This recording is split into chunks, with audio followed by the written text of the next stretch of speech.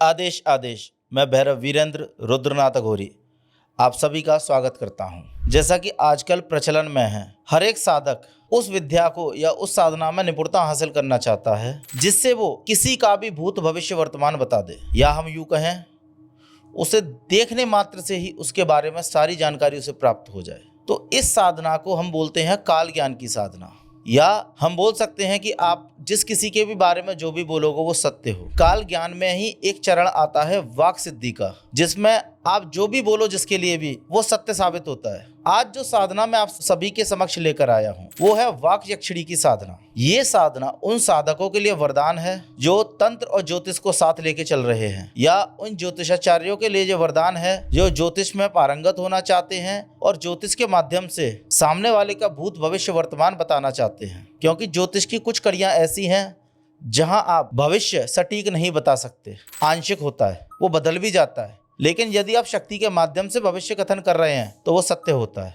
इसी क्रम में मैं आपके सामने आज वाक यक्षिणी की साधना लेकर आया हूँ। ये एक सौम्य साधना है, यक्षिणी है। आपको देवी के रूप में या माँ के रूप में इसकी साधना करनी होती है। 21 दिन की मांत्रिक साधना है। इसमें देवी का पूर्ण प्रत्यक्षीकरण भी होता है और कृपा प्राप्ति भी होती है। 21 दिन की ये साधना आपको शुक्रवार की रात्रि से शुरू करनी है, या आप इसे पूर्णिमा, होली या दीपावली की रात्रि से भी आरंभ कर सकते हो। लेकिन होली दीपावली ग्रहण काल कुछ ही समय के लिए होते हैं या कुछ ही तिथियां हैं, सामान्यतः आप इसे शुक्रवार से आरंभ कर सकते हैं। इसके लिए आपको रात्रि 11 बजे से नहा धोकर तैयार होना है। उत्तर मुख होकर सफेद आसन पर सफेद वस्त्रों में बैठना है। आपको यक्षिणी को देवी के स्वरूप में पूजा करनी है। उनका आह्वान आपको देवी या माँ के रूप में करना है। पूर्ण रूप से सात्विक इसमें भोग लगेगा। लड्डू, बतासे, इलायची, लौंग, ये सब इनके भोग में प्रयोग होंगे। पूरा क्रम विधि विधान आपको बताया जाएगा। आपको नित्य 21 दिन तक ये साधना करनी है। सबसे जरूरी बात, जो इत्र आप देवी को अर्पित करोगे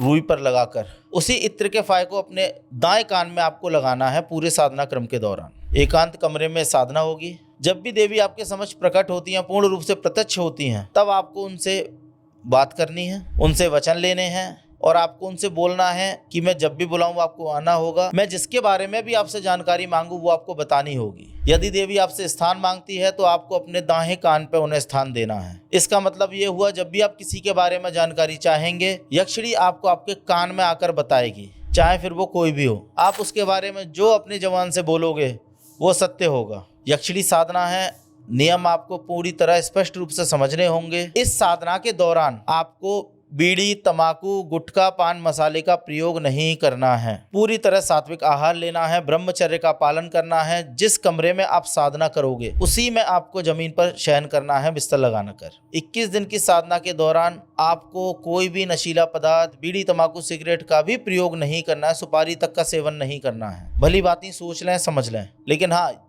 जो भी साधक इस साधना में सफलता प्राप्त कर चुके हैं वो आज तंत्र के क्षेत्र में बहुत ऊंचे स्थान पर हैं और वो दरबार चला रहे हैं, लोगों का भला कर रहे हैं, जल कल्याण कर रहे हैं, भूत भविष्य वर्तमान का कथन कर रहे हैं, वो भी पूरी तरह से सटीक रूप से। इस साधना की सफलता के बाद आप लिखित रूप से पर्चा भी बना सकते हो। कुछ साधक बोलते हैं गुरुदेव पर्चा बनाने वाली विद्या, यदि ये यक्षिणी आपको सिद्ध होती है तो भी आप पर्चा बना सकते हो, पूर्ण शुद्धता के साथ, पूर्ण एकाग्रता के साथ, पूर्ण सत्यता के साथ। तो जो भी साधक इस साधना को करना चाहता हो वो दिए गए हमारे संस्था के नंबरों पर संपर्क करके पूर्ण विधान प्राप्त कर सकता है।